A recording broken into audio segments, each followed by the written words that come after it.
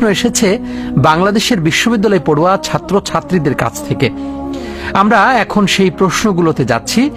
তো প্রথম প্রশ্নটি হলো, আমরা কোরআন থেকে জানতে পারি সূরা বাকারার 138 নম্বর আয়াতে এসেছে, আল্লাহ রং ধারণ করো, আল্লাহ রঙের চেয়ে উত্তম আর কি হতে পারে। তো প্রশ্নকারী জানতে চেয়েছেন আয়াতটির প্রকৃত অর্থ কি এবং এই আয়াত থেকে আমরা কি শিখতে পারি। চমৎকার প্রশ্ন। তো আয়াতাংশ এসেছে সূরা বাকারায়, সিবগাতাল্লাহ ওয়া মান আহসানু মিনাল্লাহি সিবগা।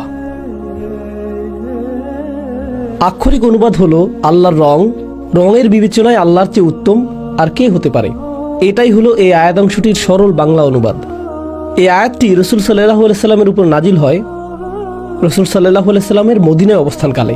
মদিনার ইহুদি সম্প্রদায়ের মাঝে একটা বিতর্ক চলছিল, আর তাদের বিতর্কের বিষয় ছিল ইসলাম কি আসলেই সত্য ধর্ম কিনা, আর রাসূল সাল্লাল্লাহু আলাইহি সাল্লাম কি সত্যিকারের রাসূল কিনা। আর কোরআন অত্যন্ত চমৎকারভাবে এর জবাব দিয়েছে মদিনার ইহুদি সম্প্রদায়কে, এই কথা বলার মাধ্যমে যে যদি তোমরা বিশ্বাস করো যে তোমরাই সঠিক, তাহলে তোমাদের উচিত ইব্রাহিম আলাইহিস সালামের আনুগত্যের প্রশ্নে এই নবীর তুলনায় এগিয়ে থাকা। তো আসো দেখি কে ইব্রাহিম আলাইহিস সালামের রেখে যাওয়া আদর্শের অধিকতর নিকটবর্তী, তোমরা নাকি এই নবী।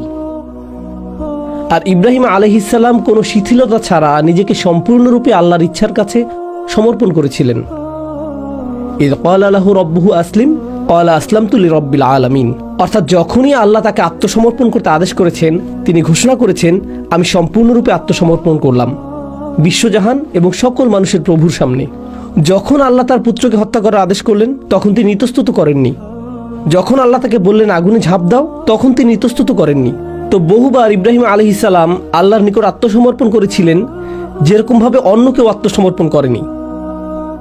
আর যদি ইহুদিরা দাবি করে থাকে যে তারা ইব্রাহিম আলাইহিস সালামের রেখে যাওয়া আদর্শের অনুসারী, কেন তারা আল্লাহর বাণীর সামনে আত্মসমর্পণ করা থেকে বিরত ছিল? শুধুমাত্র আমাদের নবীর ক্ষেত্রেই নয়, ঐতিহাসিকভাবে তারা আল্লাহর বাণীর প্রতি আত্মসমর্পণের ক্ষেত্রে সমস্যা তৈরি করেছে। আর সূরা বাকারা প্রকাশ করে দিয়েছে যে কিভাবে তারা ইব্রাহিম আলাইহিস সালামের আদর্শ থেকে বিচ্যুত হয়েছে। আর তারপর আল্লাহ এই অংশটি বর্ণনা করেছেন। এটা হলো কোরআনের একটি বর্ণনা ভঙ্গি, যাকে বলা হয় মাজাজ। মাজাজ হলো যখন আল্লাহ ভাষা ব্যবহার করে একটি বাস্তবতার বর্ণনা করেন, কিন্তু তার জন্য তিনি অভিধানে পাওয়া অর্থ ব্যবহার করেন না। আমি কিছু উদাহরণ দিচ্ছি যাতে এই জিনিসটা বুঝতে সহজ হয়, কারণ এটা শুধু এই প্রশ্নেরই উত্তর দিবে না, বরং এটা কোরআনের অন্যান্য অংশ বোঝার ক্ষেত্রে উপকারে আসবে। যদি আমি আপনাদেরকে বলি আমি একটি খেলা দেখেছি আর ওপেনিং ব্যাটসম্যানটা ছিল একটা সিংহ।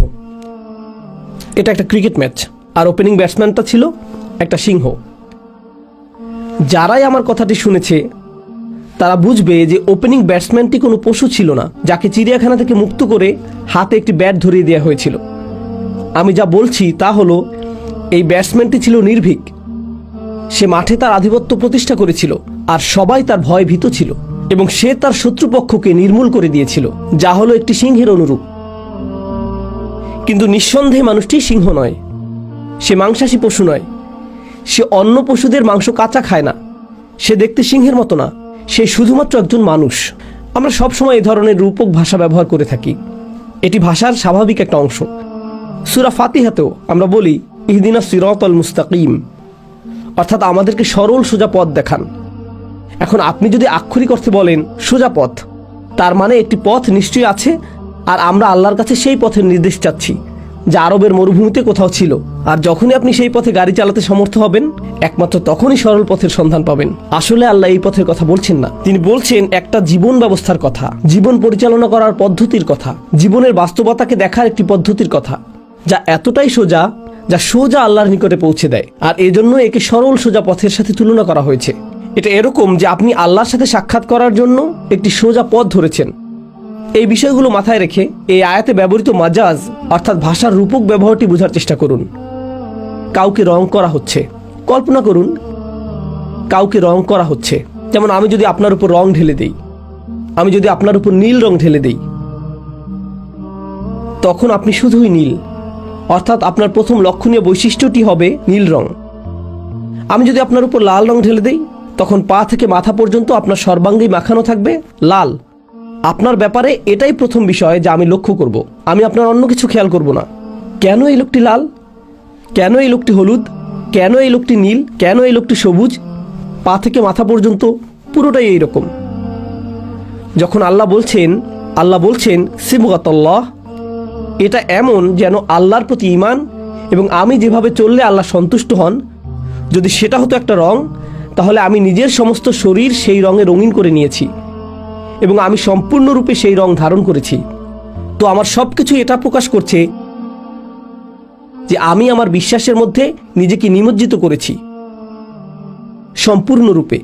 তো আমি যেভাবে কথা বলি তা দেখে মানুষের আল্লাহর কথা স্মরণ হয়, যেভাবে আমি একটি শিশুর প্রতি স্নেহ প্রদর্শন করি তা দেখে মানুষের আল্লাহর কথা স্মরণ হয়, যেভাবে আমি রাস্তা পার হই তা দেখে মানুষের আল্লাহর কথা স্মরণ হয়, বাসের সিটে বসে আমি যে শিষ্টাচার প্রদর্শন করি সেটা দেখে মানুষের আল্লাহর কথা স্মরণ হয়, যেভাবে আমি বয়স্ক মানুষদের সাথে কথা বলি তা দেখে মানুষের আল্লাহর কথা স্মরণ হয়, যেভাবে আমি ব্যবসা পরিচালনা করি, যেভাবে আমি ঘুষ দেয়া অথবা নেয়া থেকে বিরত থাকি, আমি যা কিছু করি তা আল্লাহর রঙে রঙিন।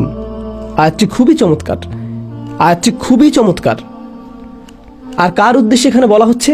এখানে বলা হচ্ছে ইহুদিদের উদ্দেশ্যে। কেন?